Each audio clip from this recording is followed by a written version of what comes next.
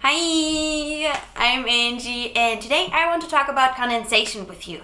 So have you ever seen like small water droplets on your chocolate, on your bonbons, on your truffles, or maybe even on your cakes when you put them out of the fridge or maybe in your fridge? Then this is water, so that's condensation.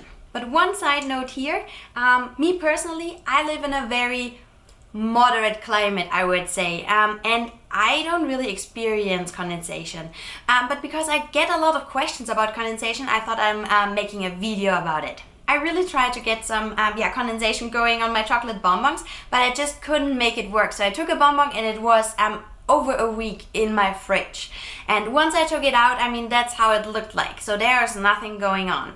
But first, a little bit of background. So what is condensation? So the air around us has water vapor, and once it cools down, it turns to liquid. So that's basically what happens when warm air all around us hits a cool object, and in our case, it's our chocolate bonbons, and it turns to liquid. You could say, what do I care about condensation? I'll just wait until it's dried and then I'm good to go. But unfortunately, condensation can lead to less shiny bonbons, and it can even kick your chocolate out of temper and can cause bloom. So if you're experiencing a lot of condensation, this can really cause issues. So when does condensation happen? Condensation can happen if you put your chocolate out of the fridge into a room that is really humid and warm. And warm, I mean like 25°C. But it can also happen while you make your chocolate. So let's say you just created your shells, you put them into the fridge, and you leave them in there for too long. The humidity in your fridge can be also pretty high depending on what you have in there, and so this can also create humidity in your fridge. So what can we do about condensation? How can we avoid it? Honestly, it might be really tricky, but the perfect solution would be if you have a climatized room. You have an air conditioning and maybe a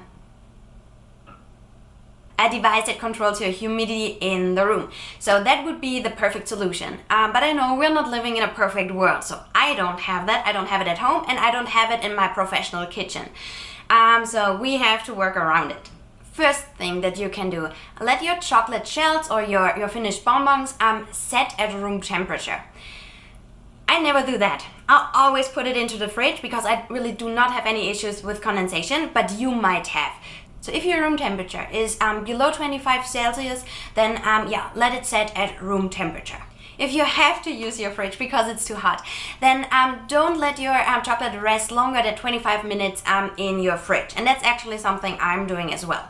Or I'm trying. I also forget sometimes, but I'm trying to stay within like 20-30 minutes in the fridge. If you still see condensation, then try out to put your chocolate or your bonbons in an airtight container, like a Tupperware or something, and the condensation is building up on the lid and not on your chocolate bonbon. So you can try that.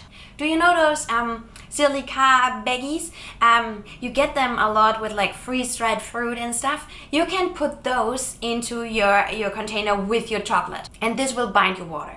Like I already mentioned, I don't think that a climatized room is accessible to most people, but you can try a wine cooler. You can set like the temperature and the humidity that you will need and that you're looking for, and you will just have a smallish area to store your chocolate. I should also mention the perfect condition for like a wine cooler or for your climatized room, and the humidity should be around 35 to 45%, and the temperature between 17 and 20 degrees Celsius. That would be ideal. I might not have like tons of experience with condensation, but I really know how frustrating and annoying it can be if you work in like a climate or in a condition that is not perfect to work with chocolate.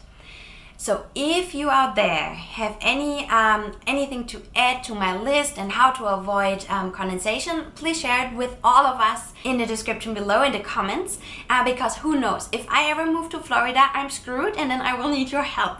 So please share your tips and tricks with all of us. And that's all from me today, so have a good one and see you next time. Bye!